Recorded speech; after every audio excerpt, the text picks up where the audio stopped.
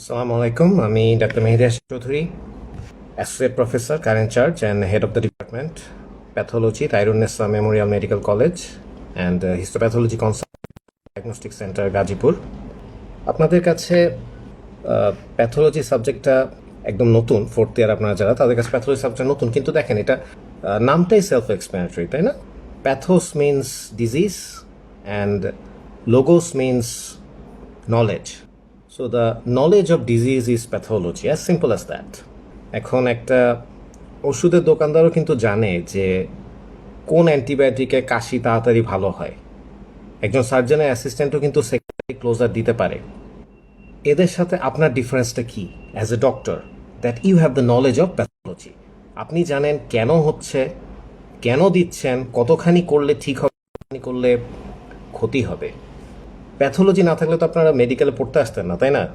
This is the study of disease. Disease না থাকলে ডাক্তারের দরকার। This is the sole reason you are here for. And this actually started thousands of years ago. The study of pathology actually started the study of medicine. Let me tell you a story. There was a Greek god called Prometheus. He decided to steal fire from the heavens and gift it to mankind so that they can become civilized. Fire represents light or knowledge here in this mythology. Zeus, the king of gods, god of thunder, was definitely not happy about it, so he sent Prometheus to a punishment for helping mankind. The punishment was Prometheus is to be hanged from a mountain top, and a vulture would come every day and devour his liver. The catch is the liver would grow back overnight, and the vulture would come back again, and the cycle repeats. That was his punishment, being eaten by a vulture every day. আপনাদের এই গল্পটা কেন বলছি? এই গল্পতে liver কেন, brain, heart, this are more vital organs, এগুলো বলতে পারতো। বিকজ নাও উই নো লিভারে কম্পেনসেটরি হাইপারপ্লেশিয়া হয়, liver grows back. The Greeks actually encoded this knowledge of pathology through these fairy tales and passed it through generations. এই যে liver কিন্তু transplant করা যায়, বাংলাদেশ একজনের লিভার আরেকজনের কাছে যে মানিয়ে নেয়, লিভার দিল, কিছু পোর্শন কেটে দিল, তার আবার রিজেনারেট হয়, নতুন লিভার তৈরি। আপনারা ভালোবাসার মানুষকে কলিজা ডাকেন না? মাঝে মধ্যে দেখবেন আপনার কলিজা হুট করে আরেকজনের কলিজা হয়ে গেল, সেখানে যে সে ভালোই আছে, আবার আপনার নতুন কলিজা তৈরি হয়েছে। তো এই কলিজা ডাকটা বা লিভার ডাকটা আসলে যতটা না রোমান্টিক, তার থেকেও বেশি সায়েন্টিফিক। তো এই প্যাথোলজি কেন, কিভাবে, এগুলোকে বলা হয় অ্যাসপেক্টস অফ প্যাথোলজি। আমরা পরীক্ষায় জিজ্ঞেস করি there are 4 aspects. Number 1 etiology, কেন হচ্ছে। Number 2 pathogenesis, from etiology to the expression of disease all the events in between are called pathogenesis, কিভাবে হচ্ছে। মরফোলজি, খালি চোখে দেখতে কেমন, আন্ডার মাইক্রোস্কোপ দেখতে কেমন, that is for clinical expression, the sign and symptom the patient will present. সুতরাং প্যাথোলজিতে দেখেন আপনি একটা ডিজিজের সব জানবেন এক্সেপ্ট দ্য ট্রিটমেন্ট, এটা আপনি পরবর্তীতে সার্জেনে যেয়ে শিখবেন। বাট সব ডিজিজের এভরিথিং কিন্তু আপনাকে প্যাথোলজি থেকেই শিখে যেতে, সাথে আপনারা ওয়ার্ডে যেয়ে মিলাবেন, সার্জারি মেডিসিনে আস্তে আস্তে ট্রিটমেন্ট শিখবেন। But the disease you have to learn from here. Okay, so আমরা যে বললাম হাইপারপ্লেশিয়া, এটা কি, এটাই আমাদের আজকের topic, cellular adaptation. There are 4 types of adaptation: hyperplasia, hypertrophy, atrophy, metaplasia. Hyperplasia আর হাইপারট্রফি মানে হচ্ছে সেল বড় হয়ে যাবে। ধরেন একটা অর্গানের মধ্যে 2টা সেল আছে, এই 2টা থেকে যদি 4টা হয়, দিস ইজ হাইপারপ্লেশিয়া। আবার সাইজে বড় হয়ে যায়, this is hypertrophy. In both cases the size of the organ will increase. So if we define increase in the size organ due to increase in the number of its constitutional cell is called hyperplasia, and increase in the size of the organ due to increase in the size of its constitutional cell is called hypertrophy. কিছু অর্গানে দুটো একসাথে হয়, যেমন প্রেগন্যান্সির ক্ষেত্রে breast and ইউটেরাসে একই সাথে hypertrophy and hyperplasia হয়। These are the example of physiological hyperplasia and hypertrophy. প্যাথোলজিক্যালও হতে পারে। প্যাথোলজিক্যাল হাইপারপ্লেশিয়া এক্সাম্পল আপনারা দিবেন nodular goitre, nodular hyperplasia prostate, endometrial hyperplasia, এটা ইম্পর্টেন্ট কারণ এটা থেকে ক্যান্সারের চান্স আছে, রিস্ক অফ ম্যালিগন্যান্ট ট্রান্সফরমেশন। হাইপারট্রফির ক্ষেত্রে আপনারা ফিজিওলজিক্যাল এক্সাম্পল দিবেন, ব্রেস্ট ইউটারাস তো গেল, এছাড়া দিতে পারেন muscular hypertrophy due to exercise. Pathological example দিবেন left ventricular hypertrophy due two hypertension.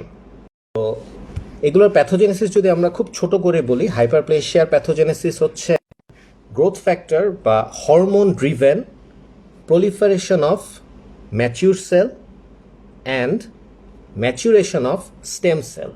Stem cell থেকে নতুন সেল আসবে, আবার যেই সেলগুলো অলরেডি ম্যাচিউর তারা প্রলিফারেট করে আরও বাড়বে under some hormonal. And if there is hormonal driven new protein synthesis, then it is the mechanism of hypertrophy. Hormone driven protein synthesis, ছোট করে মনে রাখবো, বেশি দরকার নেই। এরপর আসেন atrophy. Atrophy is decrease in the cell size due to loss of cellular substance. এটা ফিজিওলজিক্যাল প্যাথোলজিক্যাল হতে পারে। ফিজিওলজিক্যাল অ্যাট্রফি হয় ডেভেলপমেন্টের সময় notochord, thyroglossal duct. Pathological atrophy হতে পারে senile atrophy, denervation atrophy, ischaemic atrophy, disuse atrophy. একটা হাত প্লাস্টার করে রাখলে ভাঙার পরে যখন প্লাস্টারটা খোলা হয় দেখা যায় যে মাসলগুলো শুকায় গেছে, ডিসিউজ অ্যাট্রফি। প্রেশার অ্যাট্রফি, টিউমার যদি কোথাও প্রেশার দেয় ওই জায়গাটা ছোট হয়ে যেতে পারে। কিছু ফিজিওলজিক্যাল প্যাথোলজিক্যাল 4-5টা এক্সাম্পল আপনারা শিখে রাখবেন, এনাফ। 4 নাম্বার হচ্ছে মেটাপ্লেশিয়া। এটা সবচেয়ে ইম্পর্টেন্ট, বারবার পরীক্ষায় আসে, রিটেনে আসে, ভাইভায় আসে। Metaplasia is the reversible transformation of one differentiated cell type into another differentiated cell type. Example দেই, এপিথেলিয়াল মেটাপ্লেশিয়া। যারা স্মোকার তাদের রেসপিরেটরি এপিথেলিয়াম কি সিলিয়েটেড কলামনার, এটা মেটাপ্লেশিয়া হয়ে স্কোয়ামাস হয়ে যায়। এটা সমস্যা কি, এই সিলিয়েটেড কলামনারের যে ফাংশন ছিল এগুলো লস হলো, হিউমিডিফিকেশন করছে না, ফরেন বডি আটকাচ্ছে না। একই সাথে স্কোয়ামাস মেটাপ্লেশিয়া থেকে স্কোয়ামাস সেল কার্সিনোমা হওয়ার চান্স অনেক বেড়ে যায়। এই জন্য মেটাপ্লেশিয়া হয় 2H sort, loss of function and becomes a fertile soil malignant transformation. এটা বারবার জিজ্ঞেস করা হয়, why metaplasia is called a 2H sort। আরেকটা ইম্পর্টেন্ট কথা, মেটাপ্লেশিয়া কিন্তু reversible, it is not irreversible. এটা আবার নিজে নিজে ঠিকও হয়ে যেতে পারে। তো important example, squamous metaplasia of the respiratory tract, squamous metaplasia of the cervix, এখান থেকেও স্কোয়ামাস সেল কার্সিনোমা হতে পারে। আরেকটা ইম্পর্টেন্ট হচ্ছে Barrett oesophagus. Lower end of ইসোফেগাসে স্কোয়ামাস লাইনিং থাকে।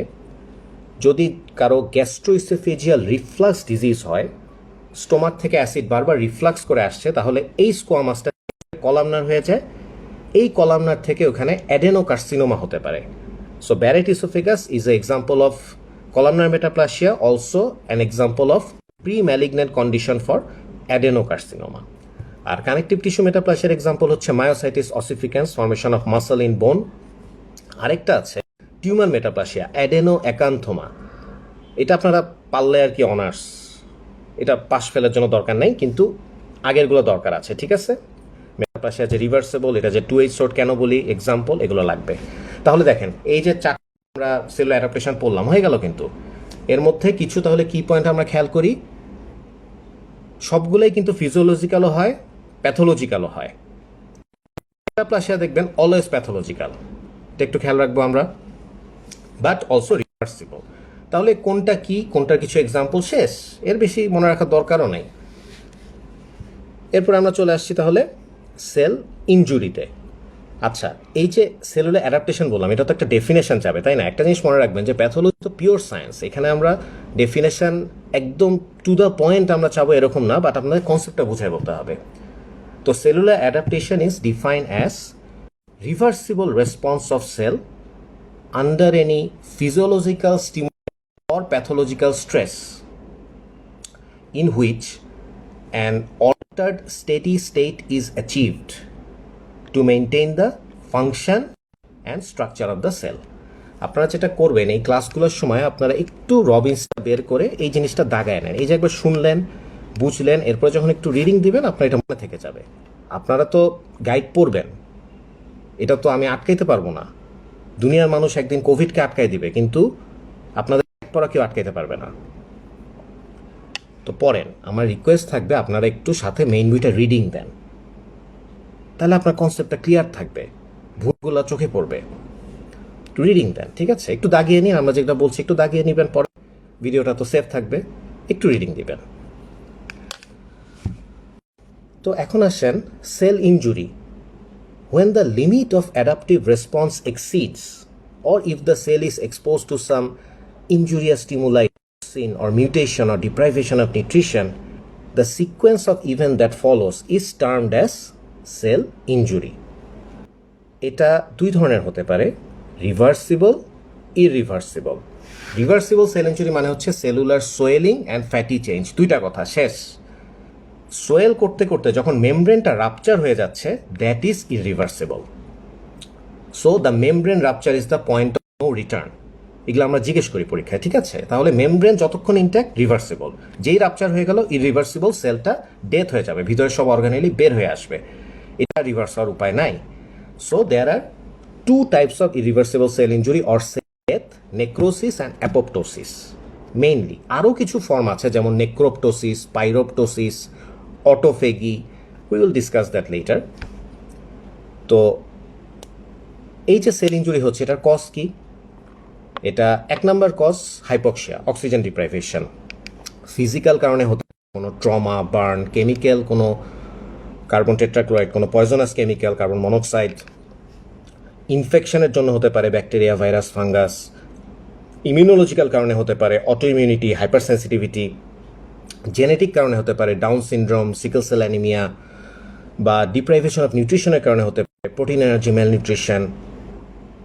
তাহলে অনেকগুলো কজ হয়ে গেল, তাই না? Oxygen deprivation, physical, chemical, infection, immunological, genetic, nutrition, এই কয়েকটা এনাফ, এর বেশি দরকার নেই। এরপরে আমরা একটু জানবো mechanism of cell injury. Mechanism of cell ইনজুরিতে আপনাদের 5টা কথা বলতে হবে। আমি মনে একটু ফাস্ট যাচ্ছি, আচ্ছা একটু স্লো যাব এখন। 5টা কথা বলতে হবে। 1 নাম্বার হচ্ছে ATP depletion, mitochondrial damage, increase cytosolic calcium, oxygen derive free radical, membrane permeability damage. এই 5টা পয়েন্ট হচ্ছে মেকানিজম অফ সেল ইনজুরি। আমরা একটু ছোট করে বলি, যতটুকু লাগবে বলি। এটিপি ডিপ্লেশন হলে কি হবে দেখেন, এটিপি সোডিয়াম পটাশিয়াম পাম্পটার এনার্জি দেয়, তো এটা ফেল হবে, তো সেলের ভিতরে সোডিয়াম ঢুকবে, সাথে ক্যালসিয়াম ঢুকবে, সেল সোয়েল আপ হইতে শুরু করবে, সাইটোপ্লাজমিক ব্লেবিং হবে, এন্ডোপ্লাজমিক রেটিকুলামগুলো ফুলে যাবে, সব চেঞ্জ হওয়া শুরু করবে। এটিপি না থাকার কারণে অ্যানারোবিক গ্লাইকোলাইসিস হবে, তখন পিএইচ কমে ল্যাকটিক অ্যাসিডোসিস হবে, which is injurious to cell and will lead to necrosis eventually. আরেকটা জিনিস হবে ডিটাচমেন্ট অফ রাইবোজোম, তার ফলে প্রোটিন সিনথেসিস কমে যাবে। সো এটিপি কমায় অনেকভাবে আমার নেক্রোসিসের দিকে চলে যাচ্ছি। Number 2, mitochondrial damage. এখন মাইটোকন্ড্রিয়ার মধ্যেই কিন্তু এটিপি তৈরি হয়, তাই না? তা মাইটোকন্ড্রিয়াল ড্যামেজ হইলে এটিপি তৈরি হবে না, আবারও সেই লাইনে, এটিপির লাইনে আমরা যা যা বললাম এই কথাগুলো এখানে হয়ে ওই লাইন ধরে নেক্রোসিস হয়ে যাবে। আরেকটা জিনিস হয়, মাইটোকন্ড্রিয়ার মধ্যে কিছু প্রো অ্যাপোপ্টোটিক প্রোটিন থাকে, ড্যামেজ হলে এই প্রোটিনগুলো রিলিজ হয়ে অ্যাপোপ্টোসিসও করে। So mitochondrial damage can cause both necrosis. Number 3, increase cytosolic calcium. Calcium যদি বেশি ঢোকে, সে বিভিন্ন এনজাইমকে অ্যাক্টিভ করে দেয়, যেমন ধরেন এন্ডোনিউক্লিয়েস, প্রোটিয়েস, এটিপিএস, এরা সব কিছু ভাঙতে থাকে। সো সেল ডেথের দিকে। Membrane permeability hamper. Membrane permeability hamper হলে তো স্বাভাবিক, ভিতরের অর্গানেলি যদি বের হয়ে যায়, মেমব্রেন ইন্টিগ্রিটি যদি মেনটেন না হয়, সেল ইনজুরি হবেই, সেলফ বোঝাই যাচ্ছে। আর সবচেয়ে ইম্পর্টেন্ট এখানে যেটা রিঅ্যাক্টিভ, এটা থেকে আপনাদের রিটেনে শর্ট নোট আসে, ভাইভাতে জিজ্ঞেস করে, এটা আমরা একটু ভিতরে যাব, ঠিক আছে? What is reactive oxygen species? This is A chemical compound that has a free electron in its outermost orbit.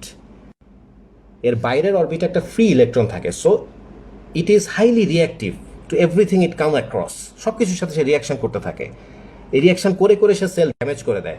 সেলের যে লিপিড বাইলেয়ার থাকে সেটার মধ্যে ঢুকে যায়, প্রোটিনে ঢুকে যায়, ডিএনএতে ঢুকে যায়। সো সে সেল ড্যামেজ করবে 3টা উপায়: lipid per oxidation, oxidative modification of protein, lesion in the DNA, LOL, আমরা লল মনে রাখতাম। আর এর এক্সাম্পল কি কি আছে ফ্রি রেডিক্যাল?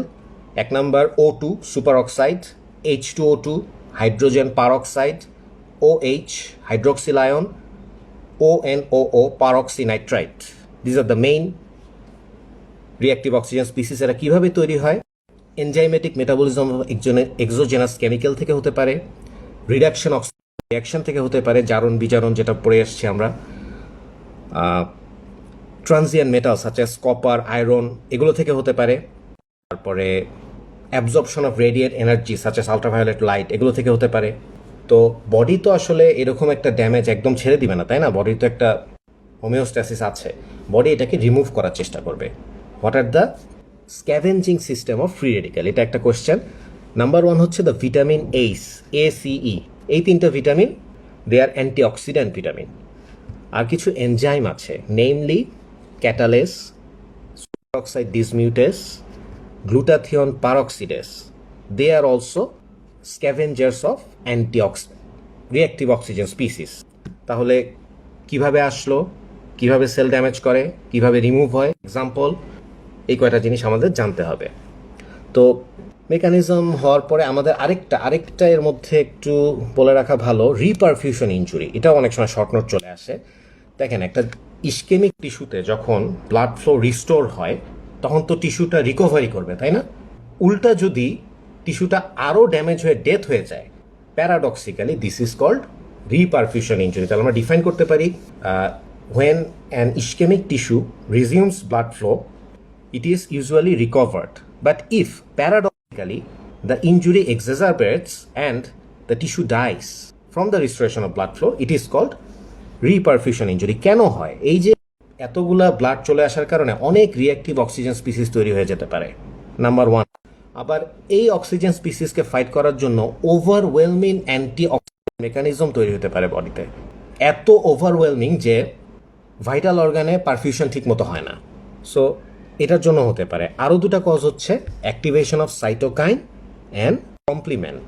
এগুলো কি আমরা পরের চ্যাপ্টারে ইনফ্লামেশনে যে শিখবো কি কমপ্লিমেন্ট কি। আমরা আপাতত জেনে রাখি রিপারফিউশন ইনজুরি হয় 4টা কারণে: রিঅ্যাক্টিভ অক্সিজেন স্পিসিসের জন্য, ওভারওয়েলমিং অ্যান্টিঅক্সিডেন্ট মেকানিজমের জন্য, সাইটোকাইন কমপ্লিমেন্ট অ্যাক্টিভেশনের জন্য। তো এরপরে আসেন আমরা ইম্পর্টেন্ট ডিসকাস করব যে cell death, necrosis and apoptosis. এগুলো থেকে আমাদের অনেক কোশ্চেন আসবে রিটেনে, ভাইভাতে। So what is necrosis? দুইটাই এক কথায় সেল ডেথ। আমরা যদি ডিফাইন করি, necrosis is the spectrum of morphological changes that follows cell death in a living tissue due to progressive degradative action of the enzymes on the lethally injured cell. Cell death হওয়ার পর মধ্যে যে চেঞ্জগুলো হয়, this are called necrosis. নেক্রোসিসের টাইপসগুলো কি কি? Coagulative, liquefactive, caseous and fat necrosis. Coagulative and liquefactive are the main types. ক্যাসিয়াস হচ্ছে একটা distinctive special type of coagulative necrosis, আর ফ্যাট আরেকটা স্পেশাল নেক্রোসিস। বাট এই 4টা আমাদের মনে রাখতে হবে। তো একটা কোশ্চেন আমরা করি যে what is the hallmark of necrosis, মানে মেইন যে জিনিসটা। আমি আপনাদের অনেক কোয়েশ্চেন পাচ্ছি, আমি পরে অ্যান্সার করব আফটার দ্য লেকচার। আমরা সো হলমার্ক অফ নেক্রোসিস হচ্ছে নিউক্লিয়ার চেঞ্জ। নিউক্লিয়াসটা প্রথমে ছোট হয়, পিকনোসিস, তারপরে ফ্র্যাগমেন্টেড হয়ে যায়, ক্যারিওরেক্সিস, তারপরে এটা একদম মিশে যায়, মিলিয়ে যায়, karyolysis. This three nuclear changes are the hallmark of necrosis. মানে এটা না হলে নেক্রোসিস হবে না। এবং আন্ডার মাইক্রোস্কোপ আপনি নেক্রোসিস কীরকম হবে দেখতে? এক কথায় বলবেন ইনক্রিজ ইওসিনোফিলিয়া। এখানে আমরা একটু সাইডের একটু কিছু কথা বলে দিই। একটা জিনিস মনে রাখবেন, হিস্টোপ্যাথোলজি স্টেইন করি আমরা ইওসিন দিয়ে। এই কোশ্চেনগুলো খুব ধরি আমরা, যে হিস্টোপ্যাথোলজির ফিক্সেটিভ কি? 10% ফরমালিন। আর হিস্টোপ্যাথোলজির স্টেইনিং হেমাটক্সিলিন, ইওসিন। এখন দেখেন, হেমাটক্সিলিন একটা বেসিক ডাই, নীল রঙের বেসিক ডাই বাইন্ড করবে অ্যাসিডের সাথে। সেলের মধ্যে অ্যাসিডকে ডিঅক্সিরাইবোনিউক্লিক অ্যাসিড, ডিএনএ কই থাকে? নিউক্লিয়াসে থাকে। সো হেমাটক্সিলিন বাইন্ড করবে নিউক্লিয়াসে and the nucleus colour will be blue. আর ইওসিন বাইন্ড করবে সাইটোপ্লাজমের সাথে, যেহেতু এটা acidic dye, and the cytoplasm will be pinkish. নেক্রোসিসে তো নিউক্লিয়াস নাই, ফ্র্যাগমেন্টেড হয়ে গিয়েছে, শুধু সাইটোপ্লাজম আছে। So the appearance will be increase eosinophilia. মনে থাকবে আশা করি। তো কোয়াগুলেটিভ একমাত্র নিউক্লিয়াসটাই চায়, সেলের আউটলাইন প্রিজার্ভ থাকে, এটাকেই বলে কোয়াগুলেটিভ নেক্রোসিস। এটার এক্সাম্পল হচ্ছে all the ischemic necrosis in the body. সব ইস্কেমিক নেক্রোসিস, যত টিউমারের মধ্যে যে নেক্রোসিস হয়, ইউজুয়ালি অলওয়েজ কোয়াগুলেটিভ নেক্রোসিস, কারণ টিউমারও ইস্কেমিয়া করে, ব্লাড সাপ্লাই নিয়ে নেয়। এক্সেপ্ট ব্রেইনে ইস্কেমিয়াতে লিকুইফ্যাক্টিভ নেক্রোসিস হয়, এটা একটা এক্সেপশন। এছাড়া গামা টারশিয়ারি সিফিলিসেও কোয়াগুলেটিভ নেক্রোসিস হয়। তাহলে লিকুইফ্যাক্টিভটা কি? It is a necrosis where the cell outlines are also not preserved. The whole tissue becomes a liquid viscous mass. Most common example হচ্ছে abscess and ischaemic necrosis of brain. আর ক্যাসিয়াসে আসেন, ক্যাসিয়াসটা কি? এটাকে ক্যাসিয়াস কেন বলি? Because it looks cheese like, খালি চোখে। আন্ডার মাইক্রোস্কোপ এটা অ্যাপিয়ারেন্স একটু মনে রাখেন, অ্যামরফাস, গ্র্যানুলার, ইওসিনোফিলিক। অ্যামরফাস কোনো মরফোলজি নাই, গ্র্যানুলার একটু দানা দানা, ইওসিনোফিলিক একটু পিঙ্কিশ। এটার সোল এক্সাম্পল হচ্ছে টিউবারক্লোসিস। তো অ্যাপিয়ারেন্স এক্সাম্পল জানলাম। আর ফ্যাট নেক্রোসিস দু ধরনের, traumatic and enzymatic. Traumatic fat necrosis হয় ব্রেস্টে, যেটা এনজাইমেটিকটা হয় সাধারণত প্যানক্রিয়াটিক লাইপেজ দিয়ে, এনজাইমেটিক ফ্যাট নেক্রোসিস। আপনারা, আমি কোয়েশ্চেনগুলো লাস্টে আবার বলবো। একজন জিজ্ঞেস করছে নেক্রোসিসের হলমার্ক নিউক্লিয়ার চেঞ্জ, নেক্রোসিসের হলমার্ক নিউক্লিয়ার চেঞ্জ। আমি সবগুলো আবার দেখে বলবো, তাহলে মিস হয়ে যাবে। আমরা এখন নর্মাল লেকচারটা শেষ করি। তো নেক্রোসিসের আরও কিছু স্পেশাল টাইপ আছে, যেমন Zenker's necrosis, fibrin necrosis, gangrenous necrosis. এগুলো সবসময় আসে না, মানে পারলে ভালো, পাশ ফেল আটকাবে না। গ্যাংগ্রিনাস নেক্রোসিস একটু ছোট কথায় বুঝাই বলতে পারি যে coagulative necrosis superimposed by liquefactive necrosis. Coagulative necrosis হয়েছে, তার সাথে যদি আবার ইনফেকশন হয়ে লিকুইফ্যাক্টিভ নেক্রোসিস হয়, this is called gangrenous necrosis. ঠিক আছে? তো নেক্রোসিসও হয়ে গেল। এখন আসেন অ্যাপোপ্টোসিসে আসি আমরা, আরেকটা ফর্ম অফ সেল ডেথ। ব্রেইনে কোয়াগুলেটিভ হয় না কেন? Very good question. So far we know that brain tissue have some excitotoxicity. এরা করে কি, ইস্কেমিয়া হওয়ার সাথে সাথে লাইসোজোম থেকে এনজাইমগুলো রিলিজ করে ওন অর্গানিলি সব কিছু ডাইজেস্ট করে লিকুইফাই করে ফেলায়। এই জন্য ব্রেইনে লিকুইফ্যাক্টিভ হয়। তারপরেও this is A area of research, আমরা পুরোপুরি জানি না, হয়তো আপনারা বার করবেন। আচ্ছা, তো another one is apoptosis. Apoptosis is a tightly regulated suicidal program in which cells that are destined to die activate their own enzyme and digest their own nuclear and cytoplasmic protein. বাংলায় বলতে গেলে this is আত্মহত্যা, suicide. Cells that are destined to die, বডির কিছু সেলকে মরতেই হবে। যেমন example দেই, developmental involution যেগুলো হয় এমব্রায়োসিসের সময়, তাই না? মানুষ তো নাইলে লেজ নিয়ে জন্মাতো, নটকটটা কিন্তু নাই হয়ে যায়। প্রলিফারেটিং সেল পপুলেশন, ইন্টেস্টাইনে সারাক্ষণ নতুন নতুন সেল তৈরি হয়, তো আগের সেলগুলো অ্যাপোপ্টোসিস হয়ে মরে যায় ইন্টেস্টাইনাল এপিথেলিয়ামে। তারপরে ধরেন একটা সেল যখন টিউমার হতে থাকে, তখন P53 একটা জিন করে কি, একটা জেন, বডির মধ্যে একটা gene, it cause apoptosis to the mutated gene to stop progression of the tumour, development of the tumour.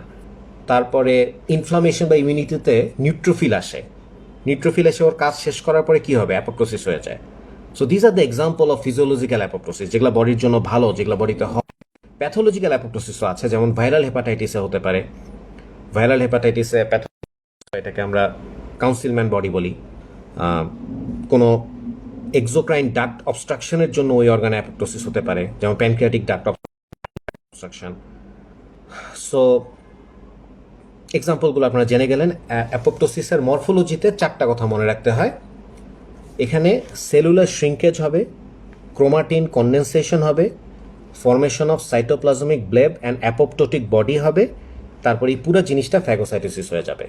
এই 4টা জিনিস আমরা FCPS দিয়ে মনে রাখতাম, formation of cytoplasmic bleb, chromatin condensation, phagocytosis, shrinkage of cell, FCPS, এভাবে মনে রাখতাম আর কি। আর অ্যাপোপ্টোসিস করে কে?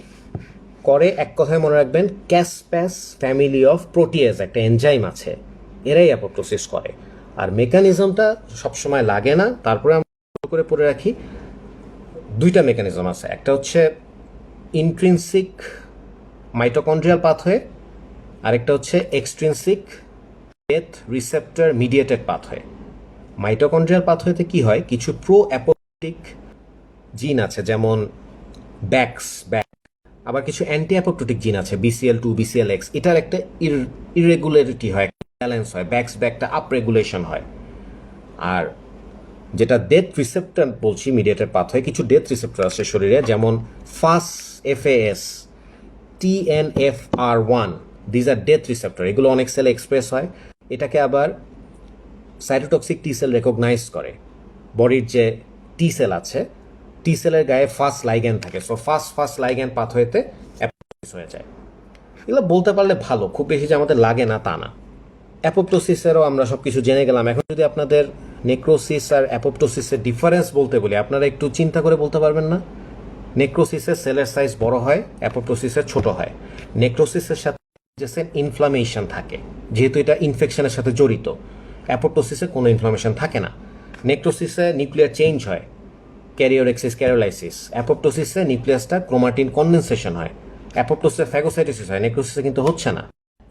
অ্যাপোপ্টোসিসে ইন্টারনালি সিগন্যাল দিচ্ছে, এটা একটা সুইসাইডাল পাথওয়ে, এবং এটা both physiological and pathological. Necrosis কিন্তু অলজিক্যাল। তাহলে দেখেন অনেকগুলা, তারপর নেক্রোসিসে প্লাজমা মেমব্রেন রাপচার, অ্যাপোপ্টোসিসে তো মেমব্রেন ইনট্যাক্ট থাকে, এটা ছোট হতে হতে ফ্যাগোসাইটোসিস হয়ে যায়, মেমব্রেন রাপচার হয় না। তাহলে দেখেন অনেকগুলো ডিফারেন্স কিন্তু আপনারা বলতে পারবেন। আপনারা যদি এটা গাইড থেকে পড়েন কি হবে, আমি জাস্ট কম্পেয়ার করছি, আপনি মুখস্থ করবেন membrane intact, membrane rupture, cell বড়, সেল ছোট। আপনি এটা খুব বেশি দিন মনে রাখতে পারবেন না, 1 সপ্তাহ 2 সপ্তাহের মধ্যে ভুলে যাবেন। কিন্তু আপনি যখন পুরো জিনিসটা পড়লেন, বুঝলেন, নিজে একটু ডিসকাস করে মনে রাখবেন, এটা কিন্তু আপনার রিটেনশন হবে অনেক লম্বা সময়। গাইডে শুধু পিন পয়েন্ট জিনিসটা দেওয়া থাকে।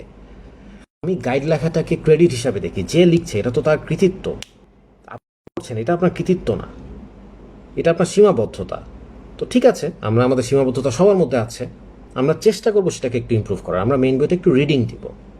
তো এরপর আমরা কিন্তু শেষের দিকে চলে এসেছি, তাই না? আমরা খুব বেশি লাগছে না আমাদের সময়। এরপরে আর 2টা টপিক থাকে, ইন্ট্রাসেলুলার অ্যাকুমুলেশন আর ক্যালসিফিকেশন। ইন্ট্রাসেলুলার অ্যাকুমুলেশন কি কি হতে পারে? এক্সোজেনাস কিছু সাবস্টেন্স হতে পারে, এক্সোজেনাস কিছু মলিকিউল হতে পারে। এক্সোজেনাস যেমন কোল, বাইরে থেকে কোল ওয়াটার নিউমোকোনিওসিস, কোল বা কার্বন ডাস্ট ঢুকতে পারে। এন্ডোজেনাস যেগুলো কমন, কার্বোহাইড্রেট, প্রোটিন, ফ্যাট। আমাকে আমার এমডি পরীক্ষায় একটা কোশ্চেন জিজ্ঞেস করেছিল, সাইটোপ্লাজমে যদি ভ্যাকিউল হয়, what is the cause of cytoplasmic vacuole? অ্যান্সারটা খুবই সহজ, কার্বোহাইড্রেট, প্রোটিন, ফ্যাট, তিনটাই। আমরা কি করি, হেমাটক্সিলিন নিওসিন স্টেইন তো করি। এখন এই ভ্যাকিউলে আমরা পিএএস একটা স্টেইন দিই। যদি এই পিএএস দিয়ে এটা কালার নেয়, তার মানে বুঝি এটা গ্লাইকোজেন। আরেকটা স্টেইন আছে সুদান ব্ল্যাক বি, এইটা দিয়ে যদি কালার নেয় তাহলে বুঝি এটা ফ্যাট। দুইটার কোনোটা দিয়ে যদি না নেয় তাহলে বুঝি এটা প্রোটিন বা ওয়াটার। তাহলে এই সবগুলোই কিন্তু অ্যাকুমুলেট হতে পারে। আমরা যদি একটা এক্সাম্পল দিই, ফ্যাটটা বেশি ইম্পর্টেন্ট। ফ্যাট দুভাবে অ্যাকুমুলেট হয়, রিটার্ন একটা কোশ্চেন আসে। একটা হচ্ছে in the form of triglyceride, একটা হচ্ছে in the form of cholesterol. Accumulation of triglyceride in parenchymal organ is called steatosis or fatty change. Most common example is liver. লিভারে কি হয়, ফ্যাটি অ্যাসিডটা ঢোকে, লাইপোপ্রোটিন হয়ে বের হয় এনজাইমেটিক মেটাবলিজমের মাধ্যমে। তো in any of the pathway of the fatty acid entry two lipoprotein exit যদি সমস্যা হয়, তাহলেই তো জমা হতে থাকবে ডায়াবেটিস বা স্টারভেশন। বেশি বেশি ফ্যাটি অ্যাসিড তৈরি হচ্ছে, লিভারে জমা হবে। ধরেন অ্যালকোহলের কারণে আলফা গ্লিসারল ফসফেট আসে, সেটা আবার ট্রাইগ্লিসারাইড সিনথেসিস করে, লিভারে জমা হবে। যদি অ্যাপোপ্রোটিন তৈরি হ্যাম্পার হয় কোনো কারণে, যেমন ধরেন কার্বন টেট্রাক্লোরাইড পয়জনিং বা অ্যালকোহলিজম বা ম্যালনিউট্রিশন, তখনও ফ্যাটি চেঞ্জ হবে। If they impair synthesis of lipoprotein from the liver, তাহলেও জমা হবে, ফ্যাটি হবে। তাহলে আপনারা কজ পেয়ে গেলেন, প্যাথোজেনেসিসও পেয়ে গেলেন। আরেকটা ফর্ম অফ ফ্যাট ডিপোজিশন হচ্ছে কোলেস্টেরল। এটার এক্সাম্পলগুলো শুধু জেনে রাখেন। যদি আর্টারিতে হয় অ্যাথেরোস্ক্লেরোসিস, যদি কোনো অর্গানে হয় সাচ এস গলব্লাডার কোলেস্টেরোলোসিস, যদি সাবকিউটেনিয়াসলি হয় জ্যানথোমা, আরেকটা আছে ডিজিজ, নাম জানলে এনাফ। তো ফ্যাটের পরে প্রোটিনটা আমরা এত ভিতরে জানবো না। প্রোটিনের অ্যাসোসিয়েটেড একটা প্রোটিন যদি ডিপোজিশন হয়, প্রোটিন ডিপোজিশনে একটা চেঞ্জ হয়, এটাকে বলে হায়ালিন চেঞ্জ। হায়ালিনটা হচ্ছে একটা অ্যামোরফাস গ্লাসি ইওসিনোফিলিক ম্যাটেরিয়াল। এটা এক্সট্রাসেলুলারও হতে পারে, ইন্ট্রাসেলুলারও হতে পারে। ইন্ট্রাসেলুলার এক্সাম্পল হচ্ছে কারো ডায়াবেটিস হলো, ডায়াবেটিসের কারণে আর্টারিওলের মধ্যে হায়ালিন ডিপোজিশন হতে পারে।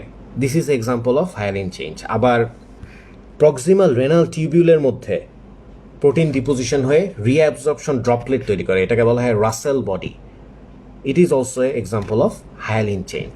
তো প্রোটিন গেল, ফ্যাট গেল, এর বাইরে কিছু পিগমেন্ট আছে, নেমলি লাইপোফুসচিন, হিমোসিডেরিন, মেলানিন। লাইপোফুসচিন এগুলোর কালার জানতে হবে এবং কি বলে একটু ছোট করে জানতে হবে। লাইপোফুসচিনকে বলা হয় ওয়্যার অ্যান্ড টিয়ার পিগমেন্ট। এটা যদি কোনো ইনজুরি হয় তখন সেখানে এই পিগমেন্ট আমরা পাই। এটা দেখতে হয় গোল্ডেন ব্রাউন কালারের। হিমোসিডেরিনটা হয় গোল্ডেন ইয়েলো কালারের। এটার সবচেয়ে সুন্দর এক্সাম্পল হচ্ছে কমন ব্রুইজ। আবার আয়রন যদি বেশি হয়ে যায় তাহলে কিন্তু এটা বিভিন্ন প্যারেন্ট অর্গানে ডিপোজিট হয়, এটাকে বলা হয় হিমোসিডেরোসিস। হিমোসিডেরিন আলাদা, হিমোসিডেরিন, ল্যাডেন, হিস্টিওসাইট আমরা পাই পিগমেন্ট সম্পন্ন। এটা বিভিন্ন ডিজিজ চিন্তা আমাদের ক্লু দেয়, সাহায্য করে। আর হিমোসিডেরোসিস কিন্তু একটা আলাদা জিনিস। যদি inborn error of iron metabolism থাকে, যদি হিমোলাইটিক অ্যানিমিয়া হয় বা রিপিটেড ব্লাড ট্রান্সফিউশন হয়, তাহলে তার শরীরে আয়রন বেড়ে যাবে। এই আয়রনটা বিভিন্ন অর্গানে ডিপোজিশন হয়ে হিমোসিস করে। So this are two different entity. Last আমাদের যে টপিকটা থাকছে calcification.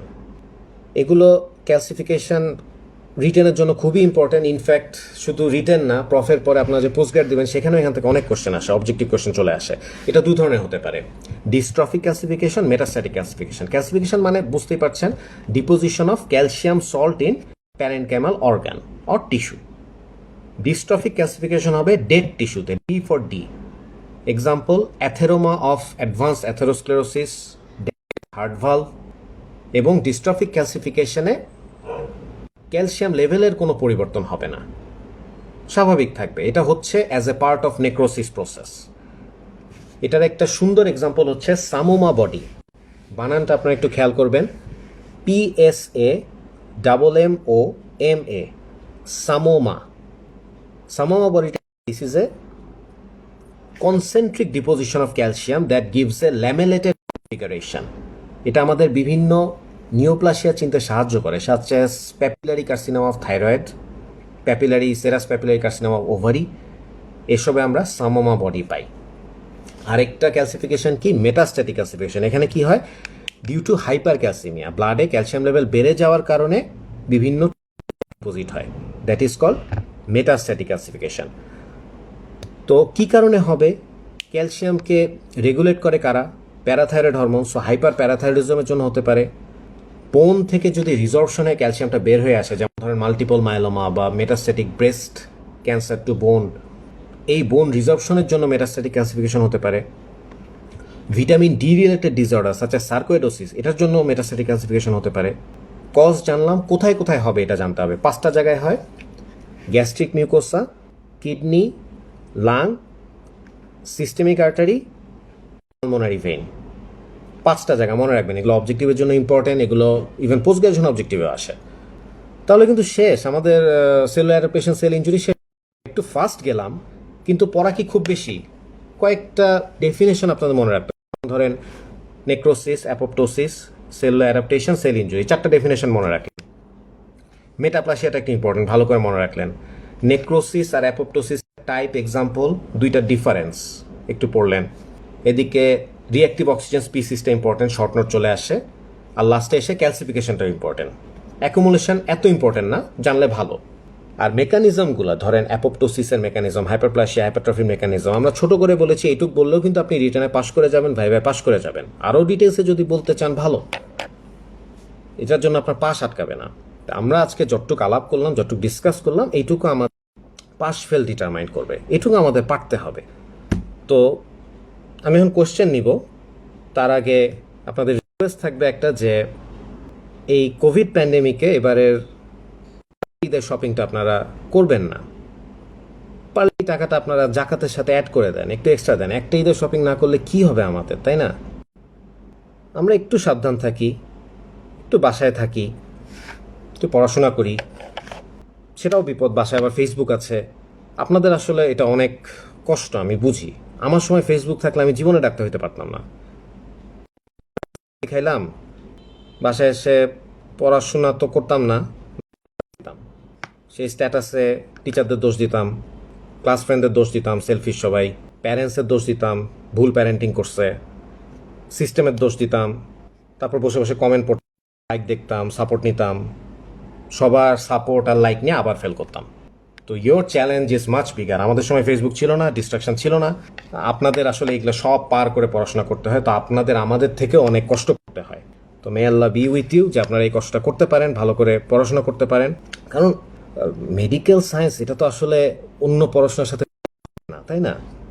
Being respectful to all profession, doctors are the real superheroes, not the Avengers or Justice League. They cannot stop Corona, but the doctors are the medium of the Almighty Allah to save human lives.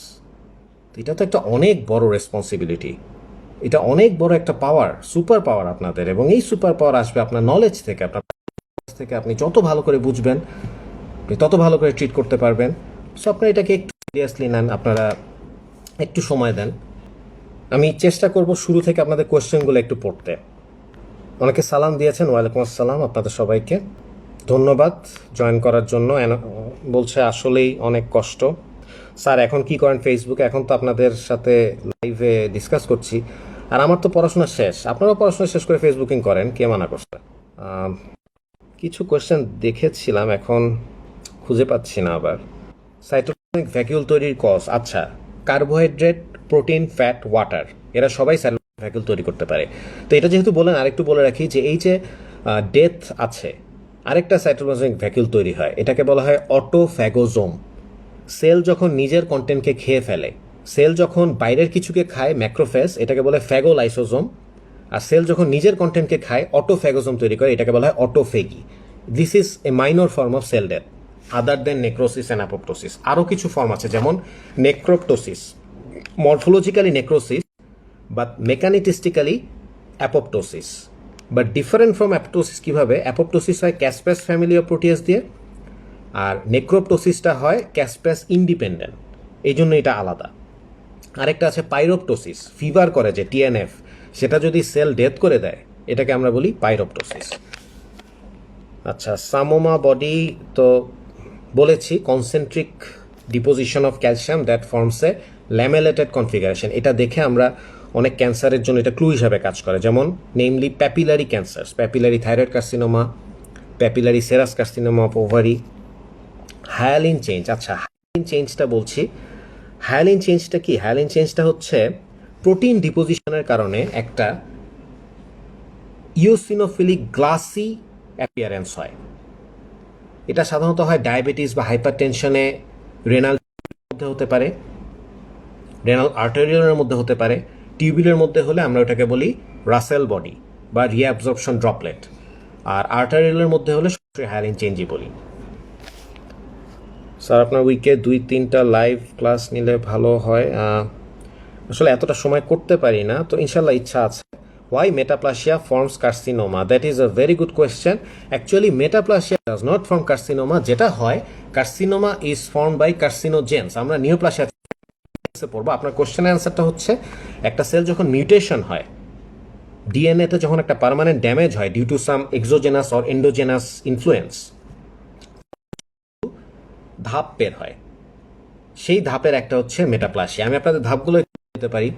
সাধারণত চেঞ্জে প্রথমে হয় hyperplasia অথবা metaplasia, তারপরে আস্তে আস্তে সেটা থেকে হয় ডিসপ্লাসিয়া, তারপর হয় কার্সিনোমা ইন সিটু, তারপরে হয় ইনভেসিভ কার্সিনোমা।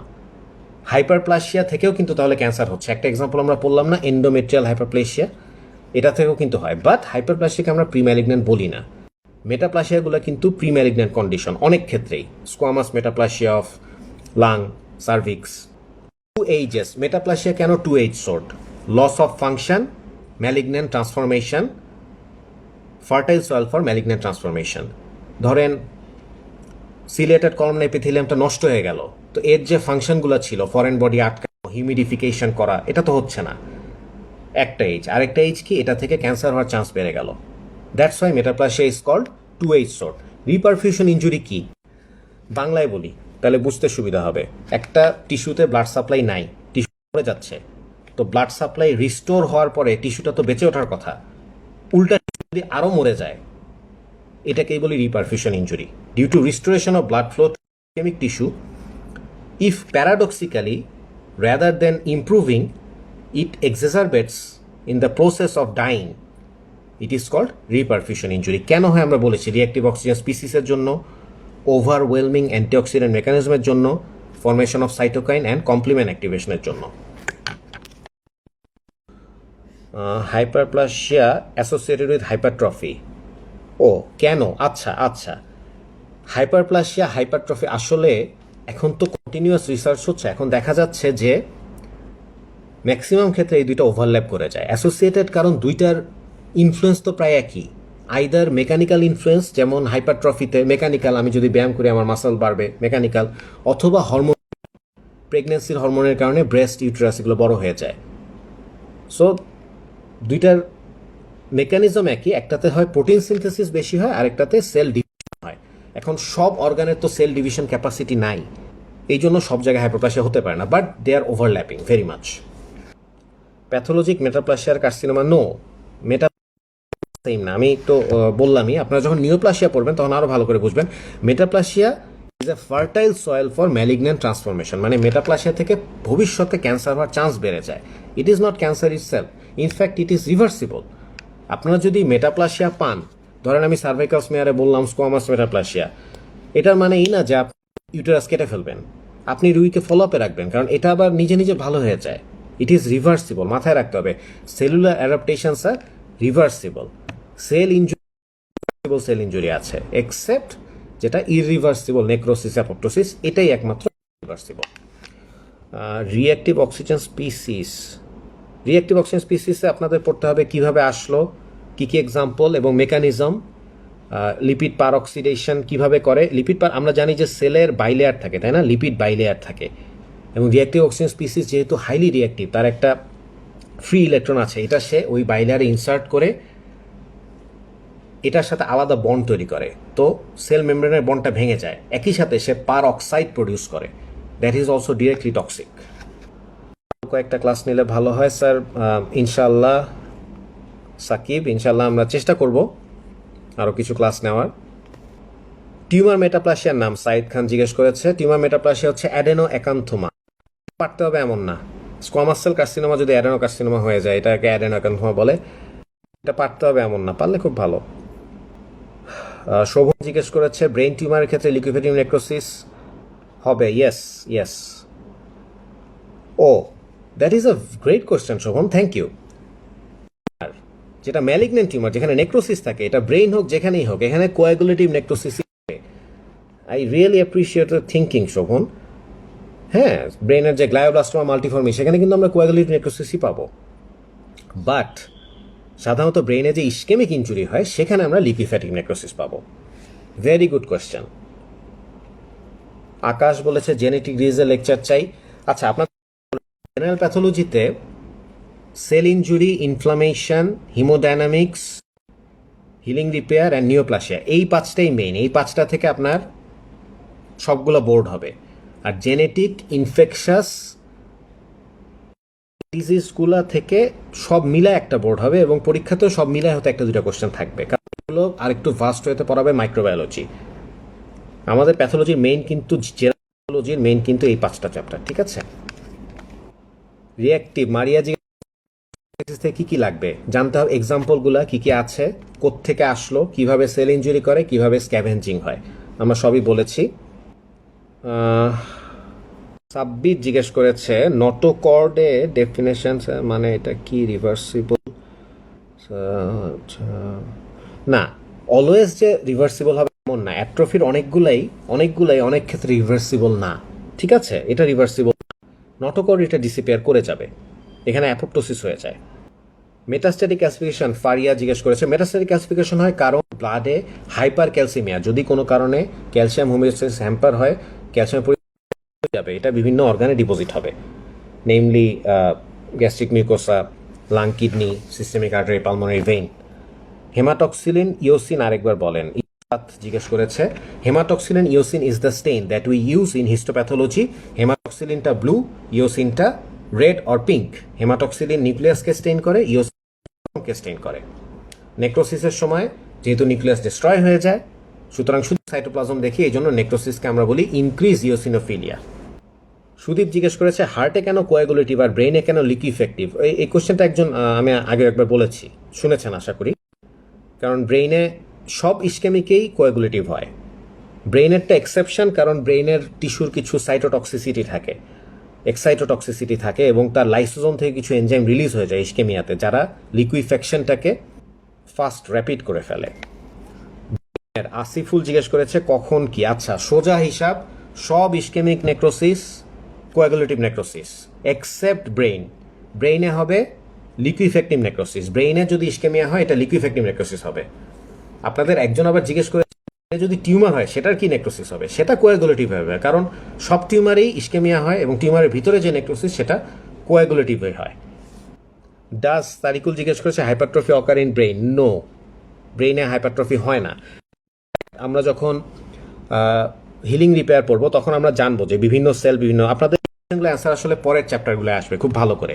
কিছু থাকে পার্মানেন্ট সেল, যেমন ব্রেইন, হার্ট, এরা আর ডিভিশন হয় না, এরা আর বাড়ে না। রিসেন্ট রিসার্চ বলছে কিছু কিছু নাকি বাড়ে, বাট এটা এখনো টেক্সট বইয়ে আসে নাই। আমি আর কোয়েশ্চেন খুঁজে পাচ্ছি না, তো এই কোয়েশ্চেনগুলো তো থাকবে, আমি চেষ্টা করব। রাসেল বডি হচ্ছে when there is protein deposition causes hyaline change in proximal renal tubules. It is called reabsorption droplet or Russell body. Dystrophic calcification কি hypocalcemia থাকে? সুদীপ জিজ্ঞেস করেছেন, no. Dystrophic calcification has nothing to do with the level of calcium. It occurs due to a part of necrosis. Why not in brain জিজ্ঞেস করেছে আলমগীর, এটা বলেছি 2-3 বার। করেছি ইনফ্লামেশনের সাথে আরওএস এর রিলেশনটা, এটা বলতে গেলে ইনফ্লামেশন চ্যাপ্টার ডিসকাস করতে হবে। একটা কথাই বলতে পারি, ফ্যাগোসাইটোসিস যে হয়, ম্যাক্রোফেজ যে ইনফ্লামেশনে ফ্যাগোসাইটোসিস করে, সেখানে সে রিঅ্যাক্টিভ অক্সিজেন স্পিসিস দিয়ে ফরেন বডি কিলিং করে। তো এটা আমরা ডিটেলসে পড়বো ইনফ্লামেশন চ্যাপ্টার যদি আপনার সাথে নেওয়া হয় কখনো। একজন জিজ্ঞেস করেছে নাইমা যে মেটাপ্লাসিয়া কি রিভার্স? হ্যাঁ, হবে তো। মেটাপ্লাসিয়া তো রিভার্সিবল, ওই স্টিমুলাই চলে গেলে এটা রিভার্স হতে পারে। আমি আর পাচ্ছি না, তো কোয়েশ্চেনগুলা তো থাকবে। স্পেশাল টাইপ অফ, মশিউর জিজ্ঞেস করেছে special type of apoptosis. Special type of apoptosis নেই, আদার টাইপস অফ সেল ডেথ আছে, যেমন নেক্রোপ্টোসিস, পাইরোপ্টোসিস। তো আপনার নেক্রোসিস অ্যাপোপ্টোসিস বলতে পারলেই পাস করে যাবেন ইনশাল্লাহ, রিটার্নেও এর বাইরে আসবে না। তো আমি আজকের লাইভটা শেষ করে দিচ্ছি। রোজা রেখে আপনারা এতক্ষণ ক্লাস করেছেন, আপনাদের ধন্যবাদ। জানি না নেওয়া হবে কিনা, যদি হয় খুব ভালো। আপনারা সাবধান থাকবেন, সুস্থ থাকবেন, প্লিজ মেনটেন করেন আপনাদের পার্সোনাল সেফটি। একটা ঘটনা বলি, আমাদের বাসার সামনে রাস্তার কাজ হচ্ছে, তো রাস্তা কাজ করার পরে পানি দিয়ে ভিজিয়ে রাখতে হয় 14 থেকে 21 দিন। তা কি করেছে তারা, একটা ইটের গাঁথুনি দিয়ে দিয়েছে যে এখানে কোনো যানবাহন ঢুকাবেন না, পায়ে হেঁটে যান। 21 দিন এই ইটের গাঁথুনি দিয়ে দিয়েছে, কারণ ওই বাস টাস দিলে মানুষ তো সরাতে যাবে। উইদিন 2 days ইটের গাঁথনি ভেঙে রিক্সা, ভ্যান, গাড়ি সব ঢোকা শুরু করেছে। আমরা যে এত অধৈর্য, এত উশৃঙ্খল একটা জাতি, মানে আমরা যে এখনো ভালো আছি, এটা আল্লাহ তাআলার একটা মহান মিরাকল। এই মহান মিরাকলটাকেও যাতে আমরা নষ্ট না করে দেই, এই জন্য একটু সাবধান থাকেন আপনারা, একটু নিজেও মেনটেন করেন, সবাইকে মেনটেন করতে বলেন। আপনারা তো স্টুডেন্ট, আপনার বাইরে যাওয়ার খুব একটা দরকার নেই, কারণ লকডাউন তো একমাত্র আমাদেরই, তাই না? শিক্ষা প্রতিষ্ঠানেই তো শুধু লকডাউন, আর তো লকডাউন দুনিয়ার কোথাও নাই। আমরা আমাদেরটাই মেনটেন করি, আমরা অনলাইনে আমাদের পড়াশোনা চালিয়ে যাই। আর আপনারা সুস্থ থাকেন, আপনাদের বাবা মারা সুস্থ থাকুক, আপনার আত্মীয় স্বজন সুস্থ থাকুক, দুনিয়া সুস্থ হয়ে উঠুক। ধন্যবাদ সবাইকে, আপনারা ভালো থাকবেন। আজকের জন্য শেষ করছি।